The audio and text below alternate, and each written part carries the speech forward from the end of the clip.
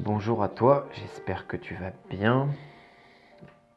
Peut-être que tu entends une petite musique derrière, c'est voulu. J'étais inspiré par cette musique et du coup je me suis dit plutôt que de l'éteindre, je vais la laisser pendant ce podcast. Je vais te parler aujourd'hui d'énergie. C'est un sujet moi qui me tient beaucoup à cœur et qui revient souvent chez les gens que j'accompagne.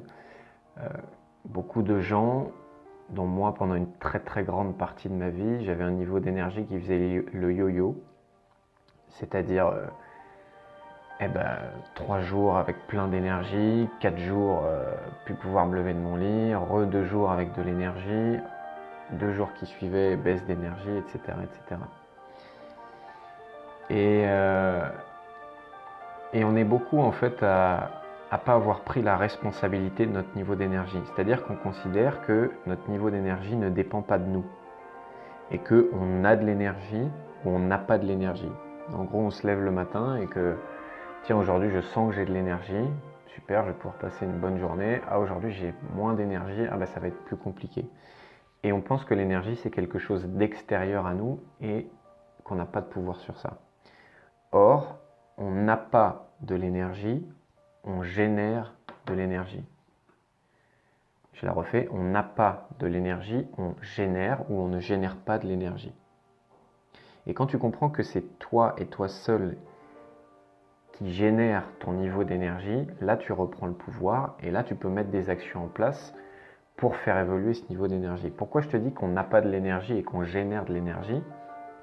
Parce qu'en fait, oui, à certains moments, tu te lèves le matin ou tu es dans ta journée et tu sens des fluctuations d'énergie. Tu sens que tu as plus ou moins d'énergie. Et comme je l'ai dit dans un podcast précédent, les baisses d'énergie, elles sont normales et juste naturelles.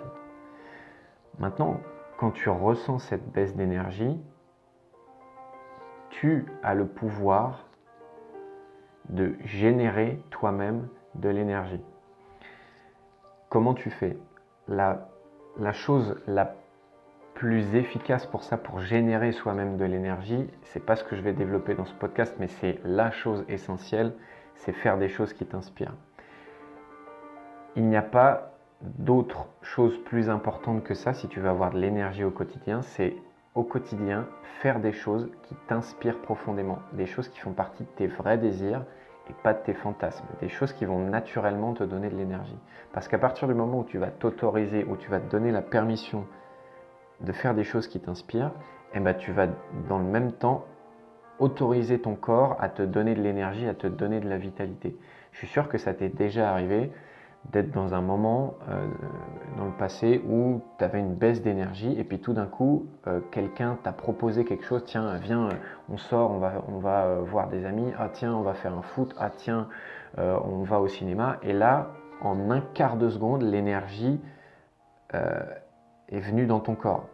Est-ce qu'elle était présente il y a quelques secondes? Oui, elle était déjà présente, sauf qu'elle n'avait rien pour s'exprimer. À partir du moment où tu bases ta vie sur des choses qui ne t'inspirent pas, tu interdis à l'énergie de circuler.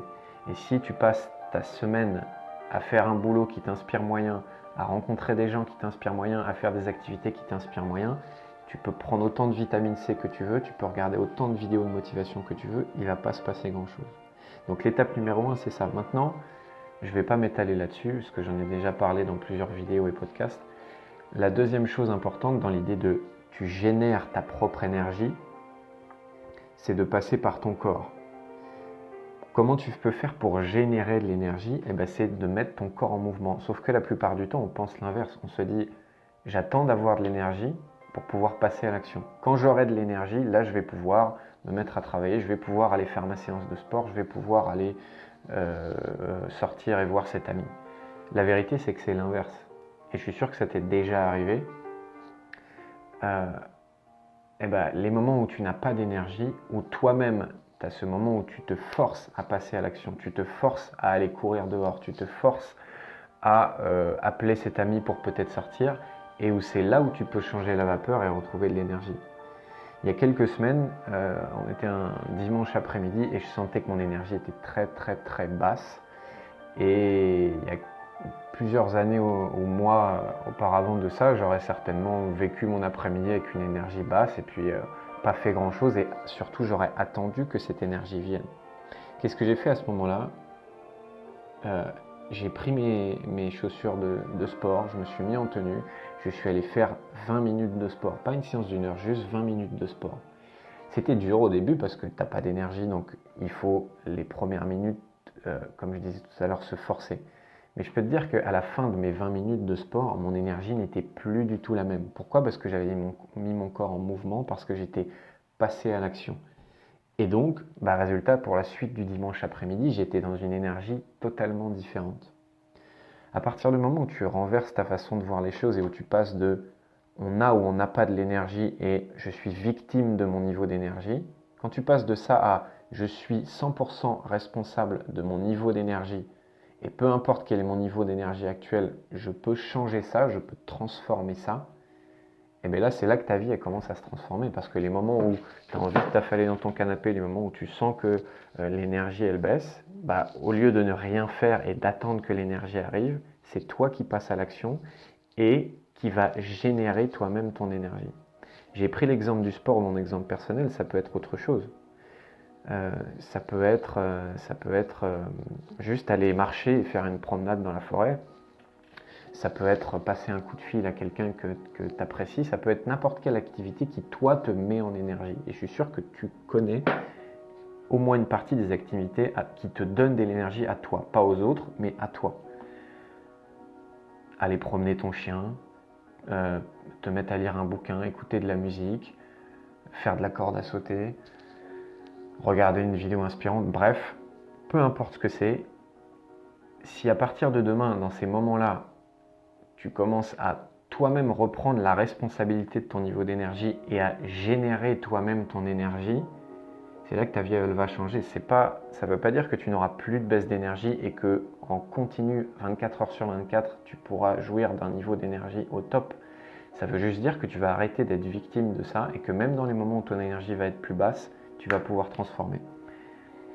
Comment tu fais toi avec ton énergie ? Comment tu gères ça ? Est-ce que tu as déjà l'habitude de prendre la responsabilité sur ton niveau d'énergie ? J'espère que ce podcast musical t'a aidé et je te dis à très bientôt.